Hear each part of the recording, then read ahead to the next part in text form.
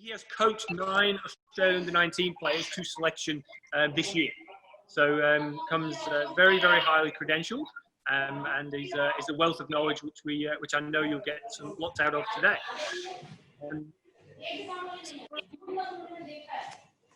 I'm a level 3 coach myself. Been involved with the state pathway stuff here. Done coach remotely to people in England and locally here for many years. And again, one-to-one coaching is probably the preferred method of coaching for myself too. You can hear us okay?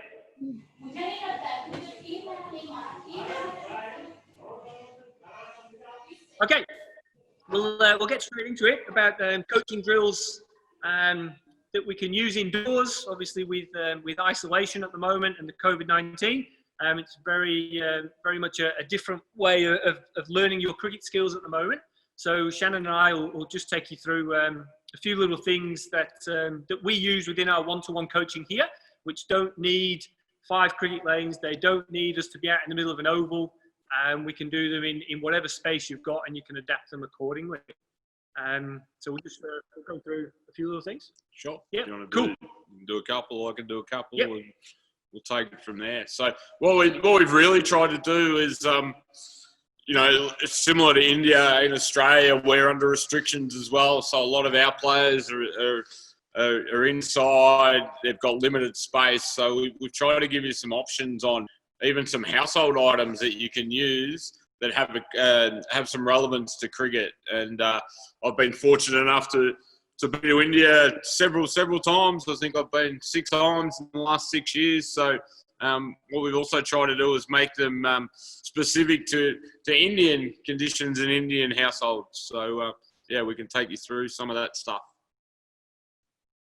Cool. Sorry, there's a couple of people trying to get in there. 1 second. How are we stopping that share?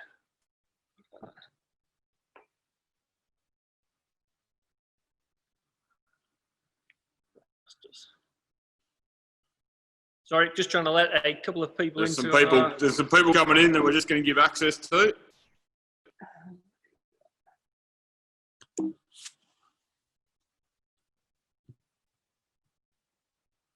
we go. Where's my cursor?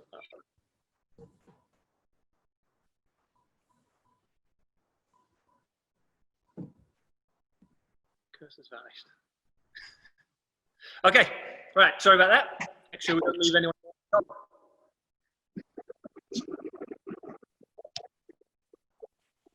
36. Yeah, cool. Okay, so we might just start. We might start with a couple of little bowling drills that can be done indoors. Where's the mouse? We've lost our cursor here, so we're just trying to make sure we get everyone in.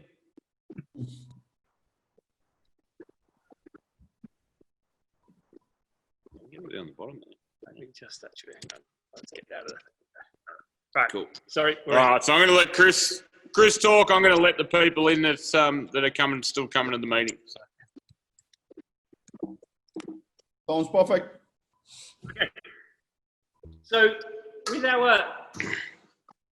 we're just in a small space within the end of a cricket lane here, and so from a bowling point of view, I've just got a tennis ball and I've drawn a seam on it. Okay, and all I'm going to do just to get into, just to get my wrist going. Okay, I'm just going to be lying down here. Might be lying down in the lounge room. Got the seam up, and I'm just getting my wrist, okay, to get my hand going. And it's going straight up. So seam bowling drill, nice and easy. Okay, I'm making the ball spin backwards. I'm not going too high, but I'm also trying to control how high it goes. So I'm working with a tennis ball with a bit of pen on it. I'm able to work on controlling my wrist, okay, the direction, and again, the distance it's going. Okay, so my release point, do I need to let go of it earlier? Do I need to let go of it a little bit later? So nice, simple little drill to get us going. we can then, from a bowling point,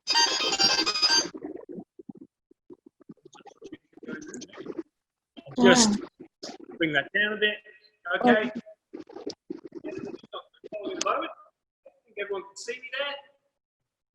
Okay, so I'm just going to be up on my back leg, okay, holding my balance, hopping forward, nice stable position, my knees up nice and high, bang, I'm in my back foot landing position. So just got some stability, got the ball in my hand, just a tennis ball. It could be absolutely any, we don't have to have a hard ball. If you've got access to one, great, but sometimes I've got a pair of socks here, okay? So just to make a ball, okay? I could even use that. Everyone see that? Yeah, so I just wrap my socks up together and I can go into there. If we're getting a little bit, and again, every drill you do needs to be worked in with your coach. So that you've got a drill that is right for your game, for your technique, and to help you become better, rather than just going on YouTube and finding as many cricket drills as you can. These drills, they need to be handpicked for you by your coach, so that you're making yourself a better player and not running the risk of sort of making yourself either not improve or get worse. Okay, so then another one, just for, oh, sorry. So I've got a net here, but this could be a wall, or it could be the fence, or it could be a balcony and the balustrade.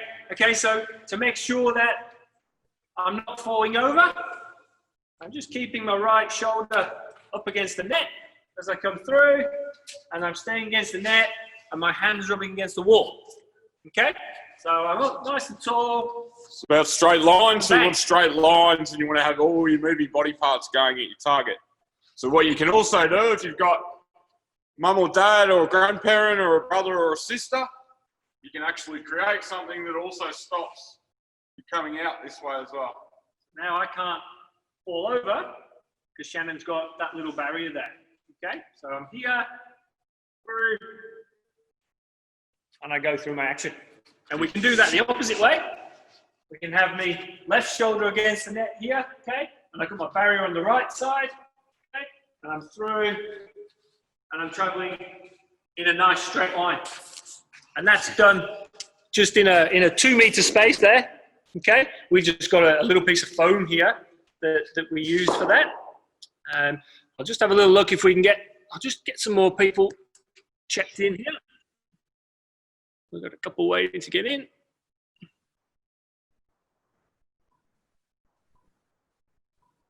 There they go. They're in. Cool. Obviously, the importance of most of that stuff is the why. What we're actually really looking to do, the first part that Chris spoke about was obviously release points. So as a bowler, particularly a seamer, we want the ball backspinning. So to actually practice that and get our wrist into a position where we can see that tennis ball, then from this position, we want all our moving body parts. So what your coaches will tell you, a lot of you younger guys, is when you get into a bowling position, our head goes this way and we fall across. Okay, so what we always want to do, and as Chris said before, is that the real key to coaching and online and remote coaching is giving you the why.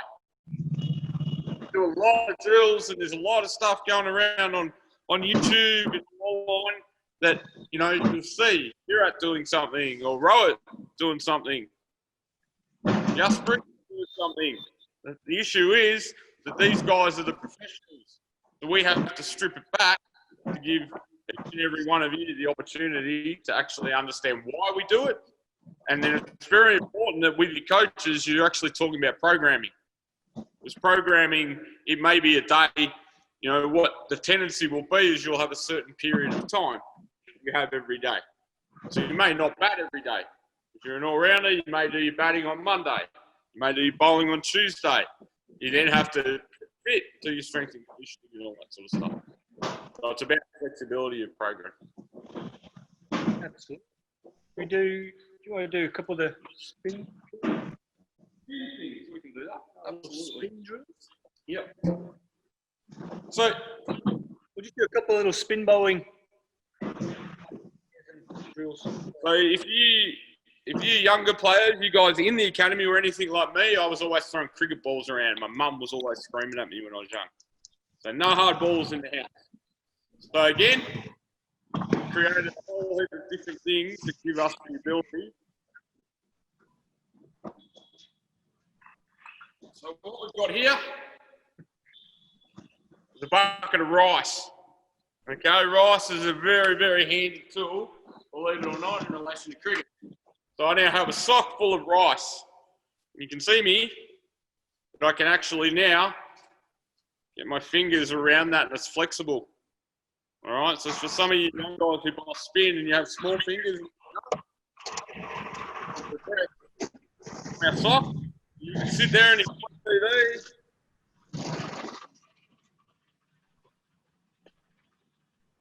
We can understand the spin drills. Same drills we had here before. What I can also do, without having to chase the ball, the sock doesn't go anywhere. Another great way to do this is over your bed. So if you've got your bed here and you want to actually practice a leg spin or an off spin, sock with the rice in it falls on the bed, you pick it up straight away. So you can actually repeat the effort. What we see is when we use balls, even against the wall, excuse me, you bowl, the ball doesn't come back directly. So what we're really looking to do is get our body, particularly in this case our hands, into positions where we can constantly work through whatever that action is. So there's a couple of other things you can do it with. Bottle of water. So a lot of you young guys, I don't know if it's taken off in India, there's a game in Australia. The bottle and land it upright. Yeah? So with a bottle of water, I can actually now work through.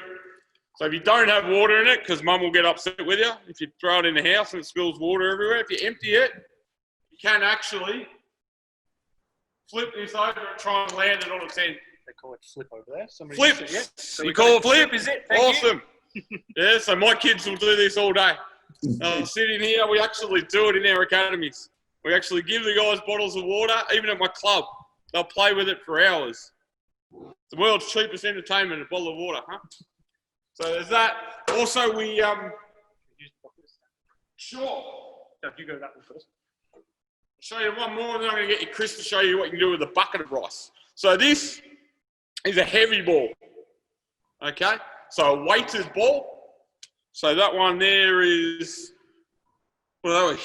2 kilos. 2 kilos. So any item you have around your house that hopefully is round, the more I flick that through my hands, it's giving me a strength and conditioning element as well. So then when I get my normal ball, hopefully that I can bowl in the driveway or you can go down some sort of area. As soon as I actually then work that ball through my wrist, off spin, leg spin, all my varieties, the more I can do this, the stronger my wrist gets. Now the beauty of this is I can sit there and do that while I'm watching TV. Watching TV or studying or watching a webinar, you could be sitting here and actually doing your strength and conditioning and getting your releases right. So any of these guys, you guys are really lucky. Obviously with spin over there, yeah, a lot of people get to watch, you know. Jadeja's not so much, you know, Ravi Ashman's a really good one. You'll see him bowl different deliveries. All he's done is he's actually worked out a way that he can get the ball to come out in a different way. Sometimes it takes hundreds of hours. Sometimes it's as easy as he'll just actually sit there and work his wrist into somewhere. You know, I'm really lucky here that a young fella who's widely regarded as he's just played for Victoria, which is our state level, so our Ranger Trophy. He's a young guy. Now, he will always, anytime I'm talking to him, he will always be sitting there with the ball in his hand like this, always.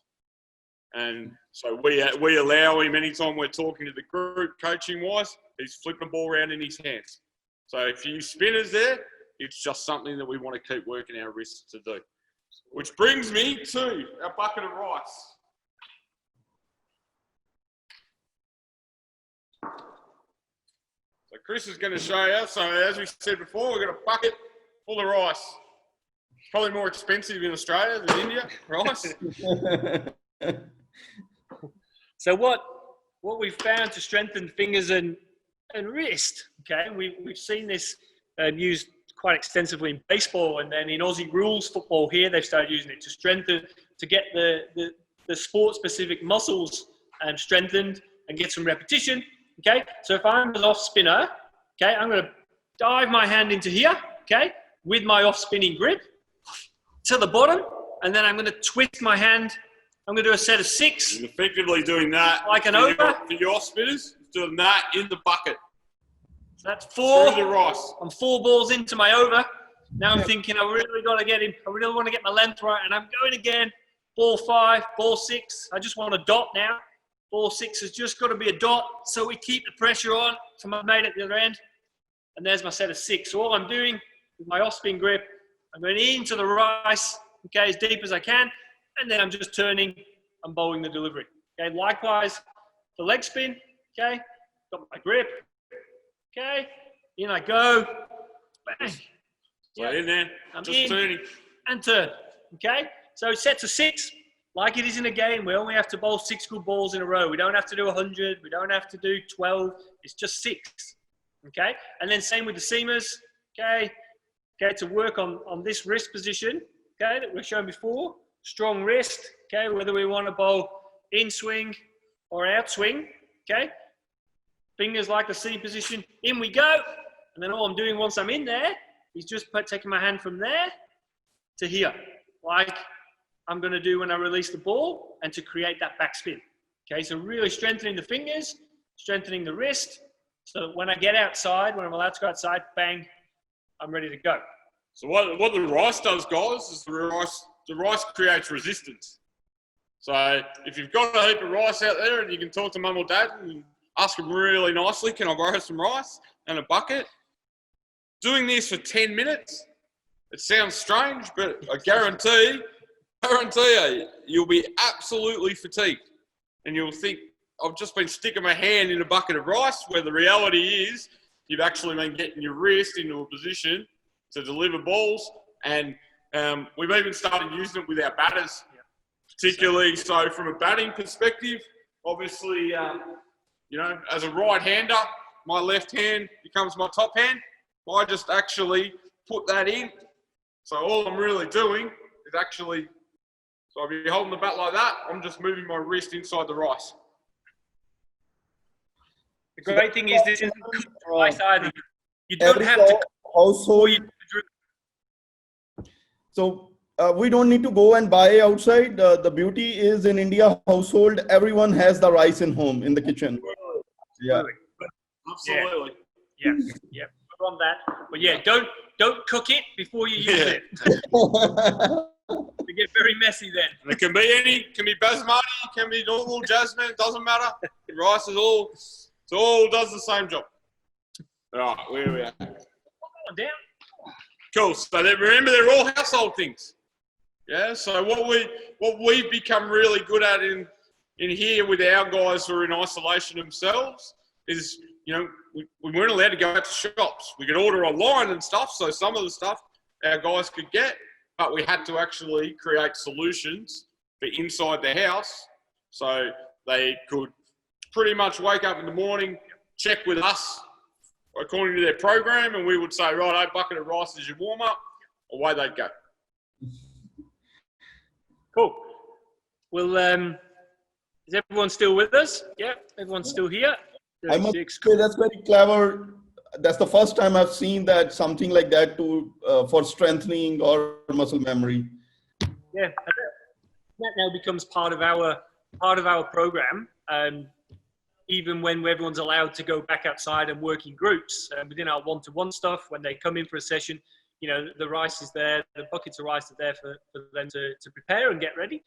for their session with us. Which so from an academy point of view, I mean, things exist and we're aware of them, TheraBands and fitness bands and all that sort of stuff, but they're expensive.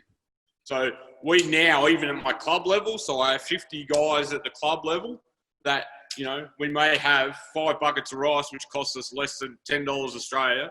So around about 500 rupiah gets me buckets of rice that gives my guys a warm-up drill, which is it's pretty cool, and it's just something that's come from having to branch out and look at isolation. But there's stuff that we'll use now outside once we're back and free to actually explore cricket again. Cool, good. All right, ready to keep going? Some batting drills. We'll have a little look at. So I have a question, Chris. Can we use a bucket of sand in the academy? Yep. Which can be replaced, the rice can be replaced by a bucket of sand in the actual academy. What we found is the rice, just with the texture of the rice, probably works the hands a little bit more. But yeah, sand works pretty much in a similar way. It's just the weight and the resistance. Okay, thank you. It's a bit harder to use. Yeah, sand's harder to get in the sock. Sand, if you put sand in the sock, it tends to leak out. So the rice, the grains of rice are a bit larger, obviously, than a bit of sand. So that's easier to keep the sand inside the sock. Bucket and sand, bucket, absolutely, 100%. Cool. Right. We'll just. Do you want to go back to the slide, or do you just want to keep going? I think we're okay with the. I think we can do a couple of batting drills now, because I think that's all that's on the end of that. Yep. I'm just going to grab one little piece of coaching equipment, everyone. 1 second. Nice, awesome. simple piece. Okay, so in terms of how we go about batting, the batting obviously tends to be a little bit more difficult indoors, because what we're looking to do is obviously replicate what we do in a game, but we have things inside the house that can be broken if we use hard balls and stuff like that. And, obviously we're aware also that sometimes space, in terms of, we're very lucky in this country. Most of our houses have backyards and side yards and driveways and all that sort of stuff, but we understand that the space can be a little bit more limited in your part of the world. So again, we've gone through and got some household items, but then there's also some stuff that's specific to what, is used in our part of the world. And Chris has got that now, just a couple of little things that if you can utilise them, they're actually really good to do. So he's got something here, and we'll show you a way that you can do it with different way. I'm going to go and grab something. Yeah, cool. So we've got pretty simple here. You can see me. I've basically got a ball on a string. Okay, now that's just a plastic ball, but it could easily be a hole put through a tennis ball with a shoelace, piece of string. It can hang from a branch. It can hang from a door frame. You could have somebody holding it as you hit. Okay, I can't reach the roof in here to put it up there myself, but basically that can be changed. It can go wherever you want it to go. Okay, so that we can play whatever shot we need to play. Okay, now we use these in here quite a lot. It's probably been the biggest selling item in Australia in the last 12 weeks of isolation. Something as simple as this, but these can be made at home with ease. And you can have, your coach or parent or brother or sister can be holding it for you, and you can step. You might hold it. Sure. So I show how we can. If I step, okay, from there, okay, I can just step and drive, and the ball just swings straight back. So we're not having to chase it. We're not breaking anything. We could put that through the. You can also the socks. You can also attach it. Just 4 or 5 back to the stuff. So if you've got space to attach it.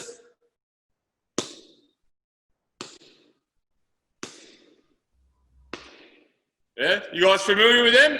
You seen them? Yep. So, yep. So the other thing that you can do if you don't want to go to a cricket shop, again, my sock, my ball.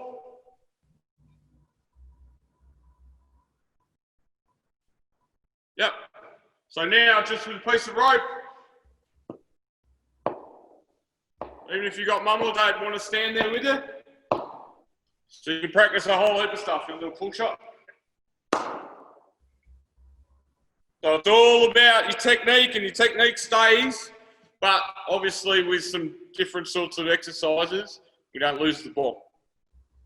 Okay? We don't break windows. Don't break anything. So mum will be happy, dad will be happy, grandparents will be happy that you're not breaking anything. Because if I could get it here, I could get my mum in. My mum would tell you my whole childhood was about me with super glue. You have super glue over there? Super glue, very handy for me. Every time I broke something while mum was out, super glue it together so she wouldn't know. But you always knew.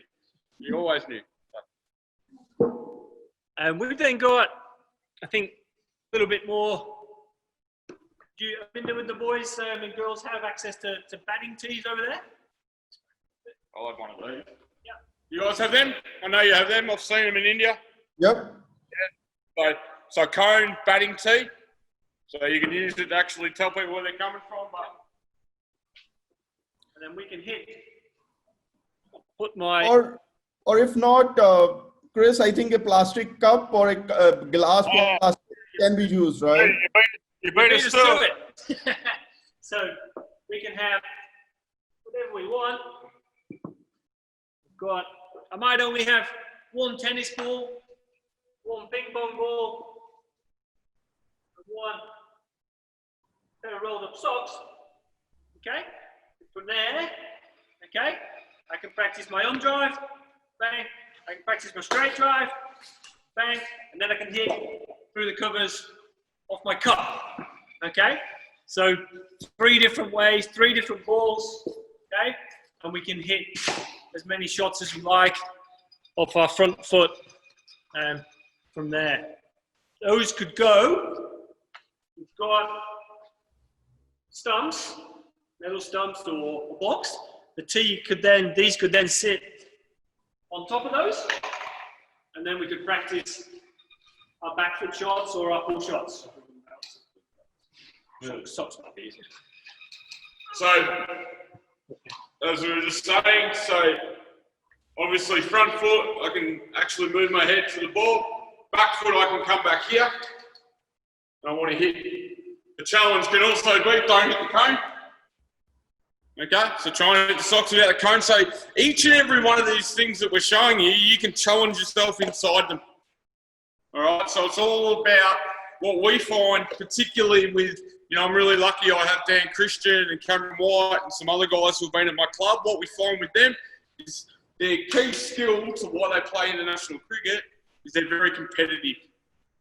Okay, they will find a way to create a contest in anything they do. So, you know, what looks like, oh yeah, I'll get bored of that in 2 minutes just hitting balls off a tee. Yeah, there's a whole heap of different ways that we can incorporate something. Let me show you. So if I've got the ball on a tee here, you guys see me? Yep.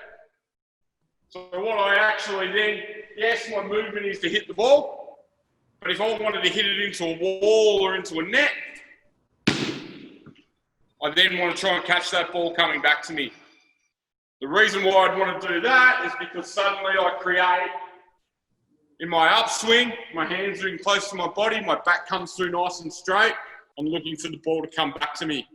If I hit the ball and it doesn't come back to me, I can then make the assessment of what I need to do to get the ball to bounce back to me. So you can always start with what we call a closed drill. So the closed drill aspect is hit the ball off the cone. Yeah? So most of you guys will be able to do that.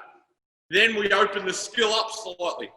Okay, so what if I put a target there to where I want to hit? Can I hit the target at will off the cone? Yes, I can do that. Right. So then I talk to my coach, and my coach would say, now it's time to open the skill up further. Stage 3 is, can I hit the ball into the ground and get it to come back to me and catch it? Okay, so the beauty of all this is it's scalable.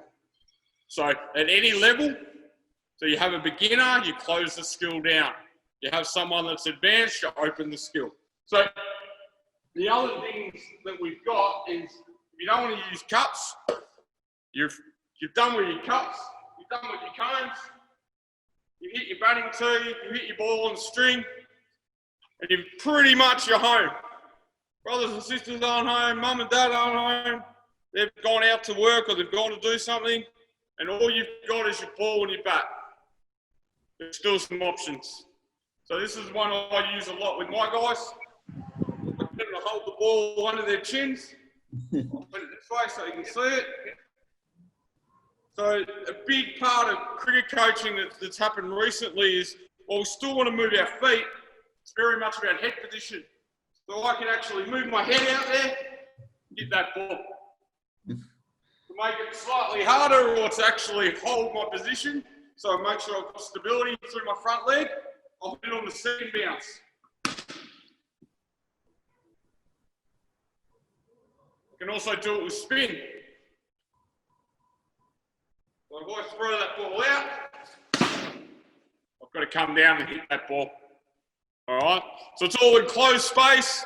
I can do that I don't, again, what you want to try and do is you don't have to chase the balls around. Because the more you spend time chasing balls around, the less time you've got a bat in your hand and you're hitting balls. Can be done with the socks as well. You can hit the socks go, you know, you can actually then set something up that may be 2 or 3 meters away, maybe a meter away. Yeah? Beauty of the socks is they won't bounce. So if you want to get out there and get your hands through and hit it with the sock, you've got to catch it before it actually hits the ground. Does all that make sense? All that good? Pretty neat, Shannon. And the way I understand is, being the time, right? This is just a small glimpse of what can be done at home, right? So if I want to another 2-3 months in isolation in my home, there is enough to be done, right? Yep. We've created programs for Australian, for guys in our academy. We've created 10 to 12 hours a week programs. Okay. Yeah, so for some of them, they've started school back, so school's been online. Mm-hmm. So from 9 till 3 o'clock, a typical school day in Australia, they've been at school. And so what, for most of them, we've been doing is we have, for normally a 2-hour period of a day, where some guys will do it an hour before they go to school, or they log on to go to school, and then an hour after. But yeah, we've been able to create sort of 12-hour programs for our kids at home, which is, you know, it's been great, to be honest. It's been really good for us as coaches to start to actually explore all these things that you take for granted because you normally just grab your bat and your stuff and you go down the nets, or you go to your academy.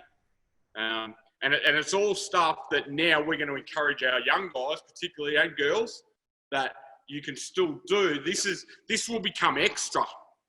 So once restrictions are lifted and we can all go back, thankfully, to playing outside and doing the things we love, this is the stuff where, you know, if you're in Mons, you guys are lucky it doesn't rain too much where we are. We're about to go into winter, which, you know, the weather's terrible. You can't get outside. So a lot of this can be done, you know, inside. So that's the real positive that's come out of all this. Okay. Can we use a rubber band?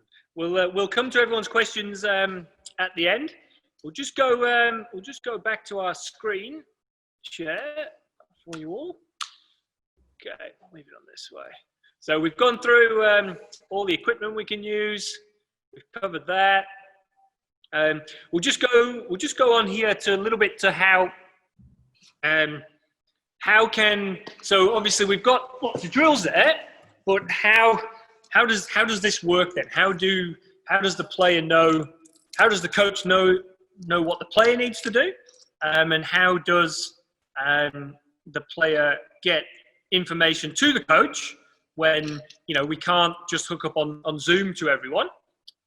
We've got to be able to get information, get video. So basically what happens is the use of the StanceBeam app and what the guys have built is a very, very simple tool for this, where the player can record their batting, bowling, fielding, or keeping. They can send that to their coach via the StanceBeam app. The coach can review it and send feedback, and then in the latest release that comes out this week, can send drills to them for them to practice once the coach has decided what the player needs to do. So I'll just get my app open. So I'm just on the Android app here. I'll just share screen. Here we go. It's been doing that for a while. It's been like that for a while. Full screen. Okay, everyone can see that? Mm-hmm. Yeah, Chris. Okay, perfect. Great. So we'll just open the app. A bit of a delay there, but no, right, we've got it. Okay, so let's have a look at, let's see some footage. So I'm just going through the players here. Ooh, we know this guy. Okay, let's have a little look at this bloke hitting some balls. And we can all have a little look. Swings, shot. Okay, so. Okay, everyone just put your hand up on the screen if you know who this is batting for us. Yeah, good stuff. Okay, so very good of Shikadawan to send some footage to the StanceBeam team here to show us him in action. Okay, now there's probably not much we need to tell him to do differently there, but if we did need to give him some feedback as his coach, then we could just jump out of here, submit review. We could type in whatever we need to tell him, which is probably just at the moment, great shot. Great shot, okay? And then we can send that to him. We won't because he probably knows that already anyway, okay? So that's a simple, for the coach, they can go into here, look at their list of players, lots of players here, and then let's have a look here. What have we got?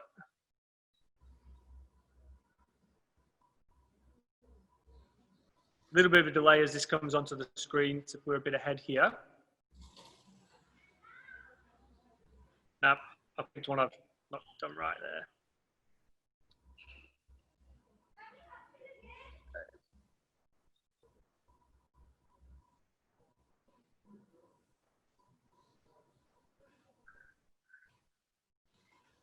So we can see as well all the numbers.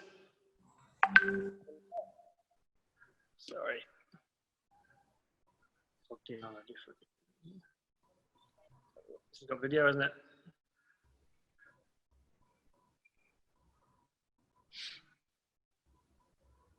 So this can pretty much, no, I won't. I'll go back to Shika, that's probably easier.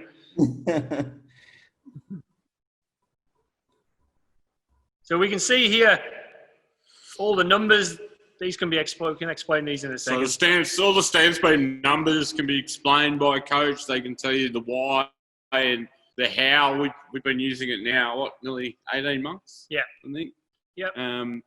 So in terms of, from a coaching point of view, like Chris was saying, you can see that what Sugar does is very still before he hits the ball. And then you can see that that head is perfectly still. His head's over his front knee, his hands come through, presents full face of the bat. So we can do that on live footage. We can do it on your drills. We can do it from games even if you can get that that video captured. So basically anything now with StanceBeam allows, you know, us as coaches to analyse different things, and then obviously you've got all the tools if you've got the actual StanceBeam striker that gives you all the interpretation of the numbers and all that sort of stuff. So that's just giving us a little 3D model of Shika's swing, okay? The numbers for the shot, his bat speed. That's sort of that's with the bat sensor. Review, we've done that. If you want to record some video, it's pretty simple from this screen, okay? You can go into video recording, proceed, we've picked up player, choose which skill you're about to do so that your coach can access it easily. Start the session, and then we can video you guys watching us, and then we can analyze that, make sure everyone's smiling and happy. So we record that, away we go, we save that in here, we save whether it was an underarm feed, bowling machine, spin, fast, everything gets logged in there, and then you could send that to your coach and they can review it and give you your drills. Aminder, is there anything you think the boys there and the team would like to know more about how they use the app? Yeah, so I think more than one is app, but overall how the remote coaching program works, which Arcade has now enabled, is the clear point you mentioned, right? There are a ton of drills out there, but how it can be personalized. So the beginning, Chris, which we will want to share with everyone to get an understanding is, as anyone can come on board, the first step will be that interaction first with the kid to understand what really they are looking up to, what they feel are their strengths, weaknesses, which player they are really trying to emulate, right? Which is their star player, they want to really play like them. And that's when the process starts. It will not be just one-off session, but it will be a planned, if you opt for a month plan, it will be a month kind of complete program for you. So you play a session, submit the review, coach gives you the feedback, next level of drills, and this process goes on for a month time period to begin with. So, and the enablement here, why it becomes very seamless is how the app comes into picture, where this interaction between a coach and player is like very much one-on-one. Even if you are playing at comfort of your home, anytime when you have time to play, your coach, as soon as you play the session in the review, the coach get notification and then they can give the feedback to you. Yeah, 100%. 100%. So as the name suggests, remote coach, it actually gives everyone access to a coach. There, whether, you know, you're in isolation, you're doing stuff at home, whether, you know, you go to a friend's house and you take video there. As I said, I've been very fortunate to go to India. I know how popular mobile phones are there, and people take videos on the run doing all sorts of stuff. So as Aminder said, it's just that direct access to coaches, and then the coaches give you the knowledge and the expertise within that, whether it's a month or whether it's a week, whether your next check-in is, excuse me, to work on this. Hey, do this drill, do that drill, strength and conditioning. This is your program. And then we actually can use the video also to chart your progress. Yeah. And the drill part, which Chris, you mentioned, so that these all drills will be your coaches based on what you need. They will pre-record these drills for you, and you will have a real video to refer to as you are practicing even at home. So you can play that, practice accordingly, record your own video and send that to your coach back so that they can review and see what the gaps are. Yep. Spot on. Absolutely. Yep. We'll check up. The other advantage in this app is that basically the coach can look at frame by frame or a slow video to exactly understand where he is going wrong and then correct it. So that's a feature which is very good because it becomes a video analysis for the coach to understand and then give a feedback. So it's not at a normal speed always, but exactly to understand, he can go frame by frame and understand where he is going wrong. So the next drill can be given for correcting that. So that's a very good feature that I found in StanceBeam. The second is that one of the assessment of the student that can be done in terms of the five ratings on like footwork for the batsman, and 6 ratings can be done for the bowler. So that is also something which continues to ensure that a student is progressing in the right direction, and it will be there for the parents also to see or review that, okay, how he is progressing with the coach. So on that, even the student or coach can refer back and talk to each other and find out what next. So these are the 2 features that I found pretty good in StanceBeam. Yeah, absolutely. The other thing it allows you to do, Chudip, is you're 100% right. Through those 5 and 6 characteristics, you can also benchmark. We use it for a lot of benchmarking, and what we do with the benchmark is we may have a player who's at a certain level, and then we have lots of parents who say, oh, look, we want him to get to X, Y, Z level. So we create a measurement where we say, okay, we did it with a couple of first-class players. A guy who was from England who spent the winter in Australia, spent the summer in Australia. So then it's also, you create the drills, you create the coaching, you create the knowledge, but it also gives you a chance to measure the improvement. Cricket traditionally, as you would know, as we all know, it tends to be a scoreboard industry. Am I getting better? Am I making more runs? Am I taking more wickets? Now, we all know there's also factors in the game that you may not make more runs, but you are improving, or you may not take more wickets, but you're improving. And you're working very hard. So inside the app, we've been able to build these benchmarks that help us engineer programs to actually, without the result and without the, hey, you didn't make 500 runs this year, but look at where you were. Plus, there's the ability to have the before and after videos and the ongoing. All those videos get kept. So if you send a video off to your coach in June now, then there's one in July, August, September, October, November, December. I guarantee you that if you go back and compare those videos side by side, that's another way to actually benchmark the improvement. So you're 100% right. It's it has helped us. Not only with just remote coaching and stuff like that, but it's also helped us engineer programs to understand that, we've had players and we've seen their improvement and we've measured it and charted it with StanceBeam. So then collectively, we could go back to the academy level and say, okay, so this player, we saw them periodically improve over this period of time. Now, if we set the programs up inside our academies, not everyone is going to improve at that level, but we also have the benchmarking to say, okay, if you do this, chances are you'll have these results. So it's been a great tool for us. Funny you Thank you. mentioned that, Thanks, Shannon. I have a player I was speaking to a few weeks back. He was complaining like his captain have him ball against the best batsman and the other one baller right against the tail enders. So the other one end up taking 5 wickets, right?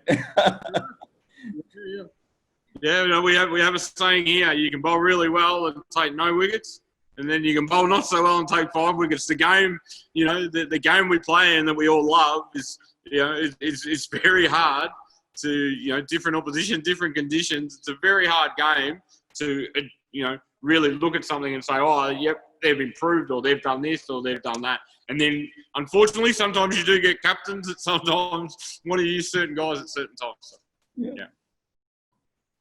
Right. So the last 5 minutes, we will take questions from the parents or the students if they have, and Chris and Shannon, you can answer. So I would request the parents to, whoever wants to ask a question, please unmute and ask a question, and I'm sure Chris and Shannon would be able to answer. Go into chat at the bottom. Yeah. If we type questions in at the bottom, and then we can just scroll through them and ask them rather than everyone try and jump in at once. So I think that chat, can everyone see the, so we've got a couple there. There's Arkadeep. Arkadeep's talking about rubber band. Arkadeep, can you just tell us in what way you're thinking about using the rubber band? We absolutely use rubber bands. I've used rubber bands as seams on balls before. I think that came in when we were doing the batting, some of the batting drills. Yes. Yep, here he is. G'day, how are you? Namaste. So I was telling that rather than using those cones, can we use rubber bands and put the balls on it so that can hit the shots? Make a ball of rubber bands, or you could hang the ball from a rubber band if you've got some elastic or rubber. That could go through a tennis ball. Can we use the rubber bands as cones so that we can keep the ball on it? The rubber bands, right? In India, I'm not sure if you get in Australia, but to tie the hairs, girls have their big rubber bands, right? I think that's what Deep is trying to refer here. Okay. Help me, because We may be able to. In Australia, the rubber bands are very thin and very small. So I'm assuming you're saying you want to make it a cone and you want to put a ball on top of it. Is that right? Yeah. Yeah, perfect. Yep, that can work. Yep. Yep, absolutely. Next question we've got here is how can we practice tackling bounces? Use a sock here and underarm some at your head if you want. Sure. So what we would do, we've got, give you the bat. So, right. So before we get to the bat, so that the question was how do we go about practicing tackling bounces? Yep. Okay. So by tackling we mean how are we going to play and get into good position bounces. Okay. So we've got a couple of socks. We've got our socks with our rice. We've got our normal sock. So before we even get into a bat, what we're really looking at is position we wanted to get into. So I would have someone, hopefully mum or dad or brother or sister or a friend who's also wanting to get better at cricket. So it's all about, hang on, I'm just going to move back here. Yep. See my feet? Just adjust that camera hold. So in terms of what we're all trying to do now with batting is a movement which technically is back and across. It's nowhere near as back and across as in my day. We actually want to get into a really strong position where we stay side on and we've got the ability like a boxer to move or a surfer. Okay, so what I can then do is I can put something on the ground. I'm lucky in my cricket centre I have a line here. So all I really wanted to do, I would set up a mirror opposite me. And the first point of the drill, really closed drill, is can I actually just move back automatically. So you can see there that I get to that line every time without looking. I'll do it, close my eyes. Okay? So the first point of tackling bounces is position. Yeah? So now I would have my friend or my assistant, someone actually helping me out. And then as I go back, he's going to throw the socks. And I'm just simply going to catch them. So what I'm doing is getting in position to actually then play. So then we would progress, and it might be that Chris is now going to throw me the ball with the rice in it. So it's a little bit harder, it's a little bit heavier. Yep. So what I don't want to do is I don't want to be overbalancing here. I want to maintain the position that I can hold. And the back foot wants to be parallel, that's why we use the line. So you guys understand parallel? My foot should always be in a position that starts parallel to that line. That's what keeps me side on. Then, what we can also do... Excuse me, sir. So again, now I progress this role. We'll progress to my bat's in my hand, and I'm just going to get back in. Again, it's about movement. Now, what Chris has now got is he's got different size balls. So ping pong ball, sock, ball. So again, all those are really scalable. Then you can progress to actually someone throwing the ball at you. Does that make sense? Shivi, I think she's trying to ask a follow-up question. Shivi, you had something else? Yes, sir. I wanted to ask, like, when should we duck or get in the side-on position when tackling bounces, and when to hit square cut pull or any other shot? How do you get side on? Did you say? No, when should we play which one?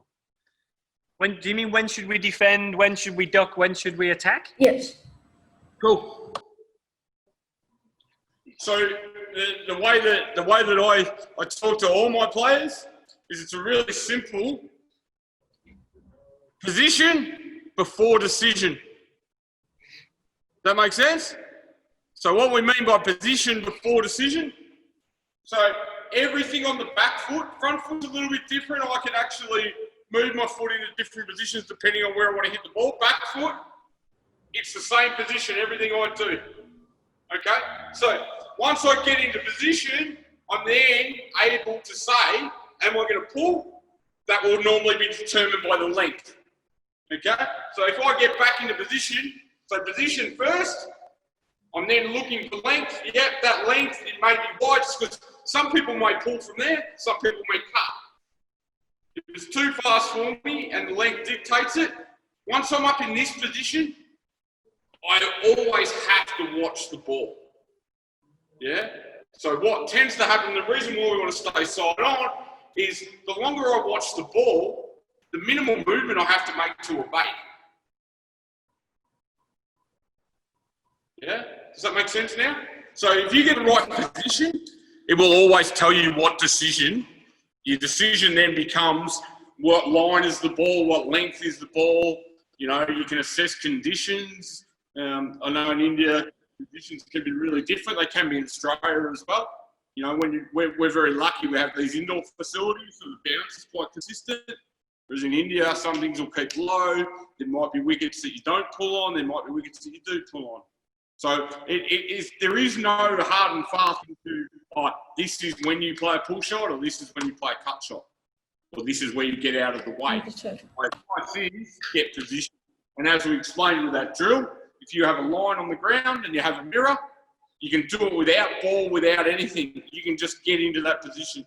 Now, I'm 45 years of age and I've played for a long time, so that's why I can do it with my eyes closed. The position has just become part of me.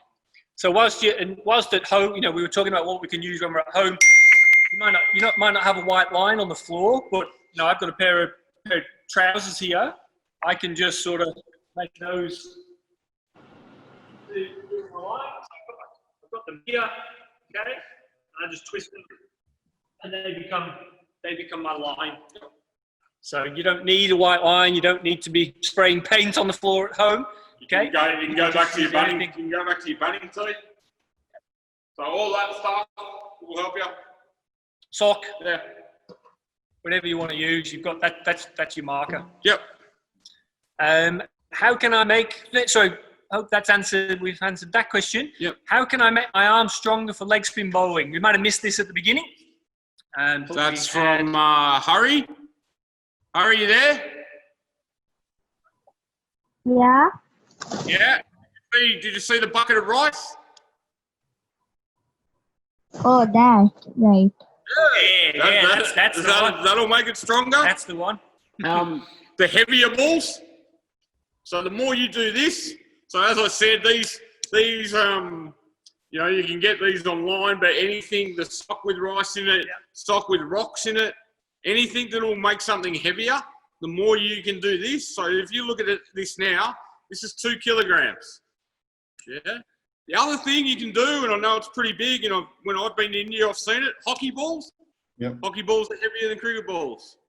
So if you sit there, so in terms of your question about how can you make your arm stronger, just sitting here now, me and Chris, this is making our arms stronger. Our wrists and our arms, yeah?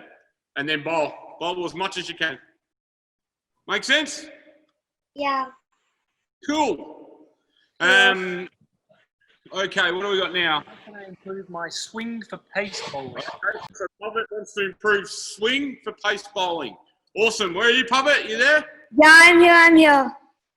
Awesome. So I've got a couple of things that are really simple. Okay. So it's good that we've got a red and white ball, a red and yellow ball here, a half ball, which is really good. Let me just get it right. So most of our traditional coaching talks about, the seam wants to go to first slip for an outswinger. I know that's probably looking backwards to you guys. Or want to go to fine leg. Okay. Yeah. Okay. I deal and I speak to a lot of my guys about their index finger. Can you put your index finger up for me? Yep. So if you're bowling to a right-hander, you want to push the finger, the first slip. Now when I get the ball and I push my index finger to the first slip, look at that angle of that ball. Okay. When I want to go and I want to bowl my hand swinger, I put my finger to third man, to fourth leg. So first slip. Okay. If I do it this way, it's there. Oh, yeah. Right. Yeah. You got me? Yeah. So my index finger, I'm just going to, as I release it, पता नहीं कौन रास्ते पे रखता है समझ में नहीं आता यार again, Okay. first slip, fine leg. When you're watching TV, I can see you there. Just Yeah. do that. Do that. That's going to help your release position. Because swing, a lot of people think it's about conditions and overhead and shining balls and all that sort of stuff. I can tell you it's more about your wrist position. So then you can do a couple of other things that, just to show you another one really quickly, that we do in here with our academy guys. So if you bowl on one leg, you'll actually bowl and we'll get you to fall. So if you get a mat or you get something down there, what it actually makes you do is it makes you bring your body to where you want the ball to go. Again, it's about your wrist. So anytime you'll come down through that, that's going to help you for swing. Okay. The one thing, you know, that I talk to a lot of people about, a lot of kids, and Chris is the same in our academy, the number one thing that I see about young bowlers who want to swing it, you got to keep your chin up. I see a lot of this. So as soon as my momentum goes down, it drags my arm down, which drags my wrist down. Okay. You can put your chin up and release there nice and high. That's where you're going to see it. So videos of guys online and how they do it, and just watching their chin and their release position. There was a guy that you won't remember, but maybe your coaches will. A guy called Manoj Prabhakar. Yeah, you Google Manoj Prabhakar. He was very good. PC, pretty good. His release position, even though he's a left-hander. So yeah, all those again are little drills that you can work on just to get your position right. And then if you get a ball that spins, if you get a ball that swings, pitch it up. Yeah. Okay. If you're lucky enough to be a new ball bowler, you always got to try and pitch it up. Okay. Yeah. When should we roll and dive while keeping or fielding? Yeah. Ooh, good question. Good question, Very Shivi. good question. I would say not very often in India. By my experience of the grounds, it was funny when I take Australians over for tours every year, and the guys are like, "Oh my God."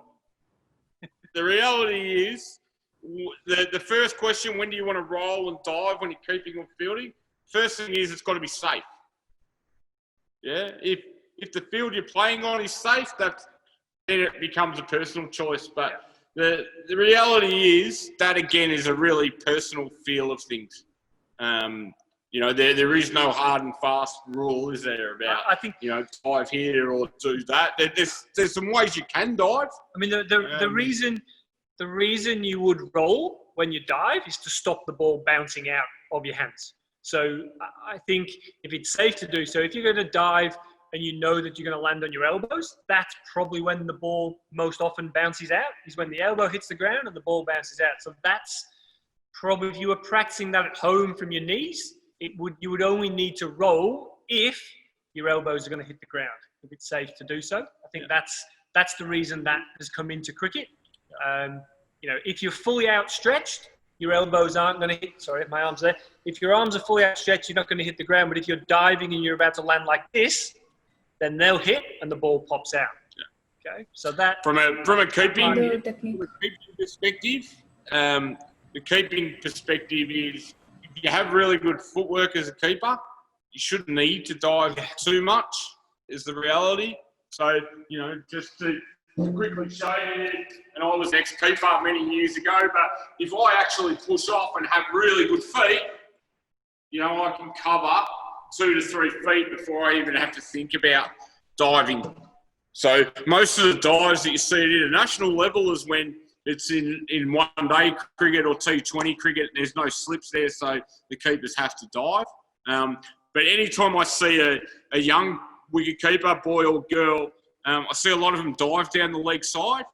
Now, the reality is that their footwork hasn't been good enough to actually get their head to get them to catch the ball under their eyes, and that's why they dive. So I'm encouraging most of the players we work with to have better footwork, so you shouldn't have to dive too often. So, thank you very much for having us. And, when we get over, as soon as we're allowed to travel again, we try and get to Delhi, and we might come and say hello in person. I would love to meet both of you. Cool. Thank you very much. Enjoy your Sunday. Thank you.